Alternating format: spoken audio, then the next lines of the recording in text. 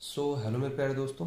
दोस्तों, आज हम लेकर के आए क्लास 12th के लिए इंग्लिश का सब्जेक्ट है मोस्ट इम्पोर्टेंट स्टैंजा। स्टैंजा हम टोटल आपको 5 या 6 स्टैंजा आपको हम कराएंगे टोटल। तो स्टैंजा नंबर 1 है, ये मोस्ट इम्पोर्टेंट स्टैंजा है। आप इसको अगर आप अच्छे से समझ लेते हैं तो आप स्टैंजा के 6 नंबर जो होते हैं, आपके 6 नंबर बोर्ड के अंदर मिलते हैं आपके स्टैंजा के, वो आपके पक्के हो जाएंगे। ठीक है, मोस्ट इंपोर्टेंट स्टैंजा हम करने वाले हैं दोस्तों। तो स्टैंजा नंबर 1 है आज का हमारा। चलो जी देखते हैं।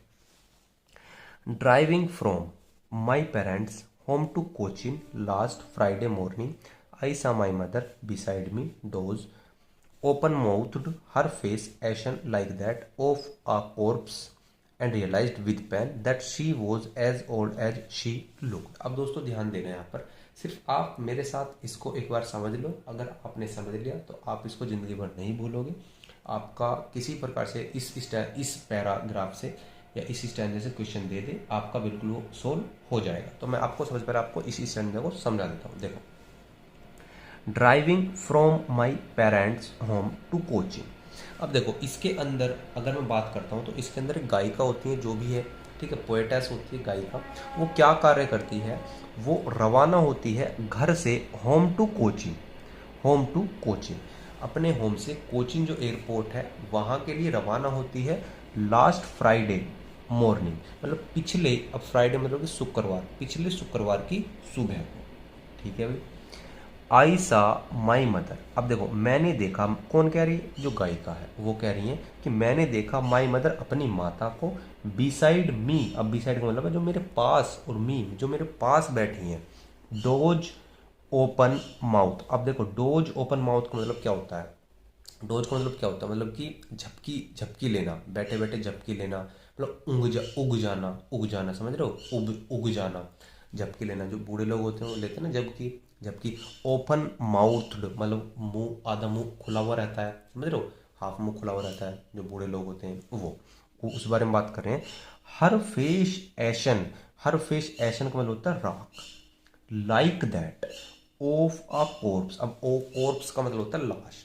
अब उनका, अब जो उनका चेहरा है, फेस है, हर फेस, उनकी माता का जो फेस है वो राख हो चुका है एक लाश की तरह, समझ रहे हो, वो राख हो चुका है एक लाश की तरह। कोर्प्स का मतलब है लाश। अब यहाँ पर लाइक, समझ रहे हो, like, like that of a corpse. अब लाइक यहाँ पर आपका फिगर ऑफ स्पीच, अभी क्वेश्चन आएगा, अभी हम उसके बारे में डिस्कस करेंगे, समझ में आया।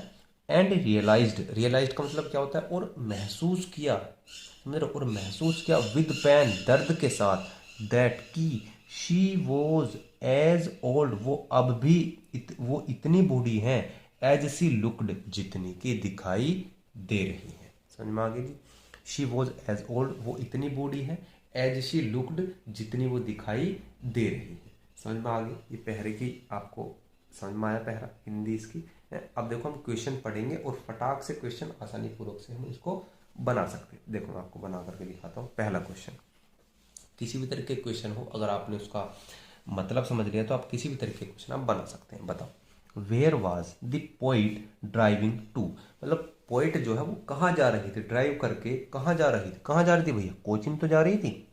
बताओ। और देखो मैंने आपको बताया हुआ है कि जो क्वेश्चन में जिस फॉर्म में दिया हो, जिस टेंस में दिया हो, उसी टेंस में आपको आंसर देना है। तो बताओ, द पोइट, द पोइट, अब देखो वाज में है, कॉन्टिन्यूस में, तो वाज ड्राइविंग।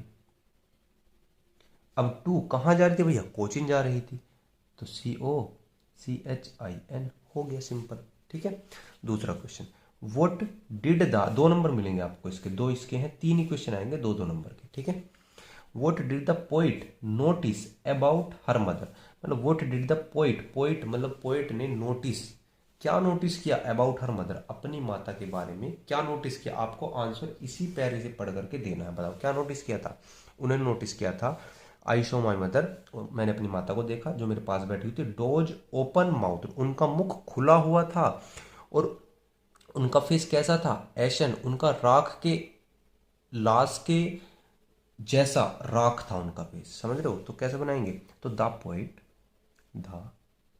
Poet noticed. अब देखो मैंने कहा कि जिस फॉर्म में है उसी फॉर्म में देना है, टेंस पास्ट इंडेफिनिट है, पास्ट इंडेफिनिट का निगेटिव है, उसी को हम एफर्मेटिव बनाएंगे, मतलब कि सब्जेक्ट प्लस वर्ब की second form. The poet noticed about her mother, about her mother क्या चीज बताओ, मदर।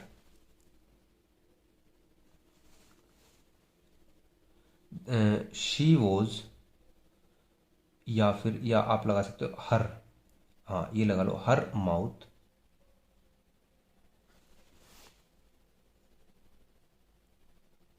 वाज ओपन, उनका मुख जो था वो खुला था, ये उन्होंने नोटिस किया। ठीक है, और भी है, और भी लिख दो, her face ashen like that of a corpse, ये भी लिखना चाहो आप ये भी लिख सकते हो। अन्यथा आप डोज है ना, डोज ये भी लिख सकते हो कि हर मदर वाज, वो हर mouth was open and she was dosing, dosing. बस आप इतना भी दे दोगे तो भी आपके 2 नंबर पक्के हो जाएंगे कि वो डोज मतलब उगना कर रही थी, मतलब कि आधी सी नींद में, ठीक है, आधी नींद में, समझ रहे हो, और मुख खुला है, इस प्रकार से बूढ़ी होने की वजह से होता है ना वो चीज़। Third, which figure of speech is used in the line ashen like that.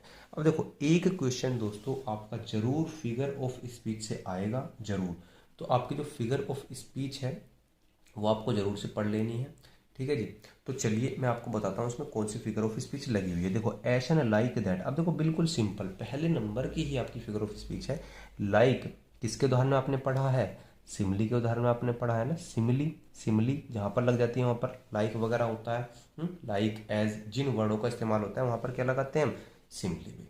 समझ में आ गया, तो ये आपका क्या है, फिगर ऑफ स्पीच यहाँ से हो जाएगा। आई होप दोस्तों आपको ये अच्छे से स्टैंडर्ड समझ में आ गया होगा। अब हम मिलते हैं हम अपने अगले स्टैंडर्ड के साथ, तब तक के लिए बने रहिएगा।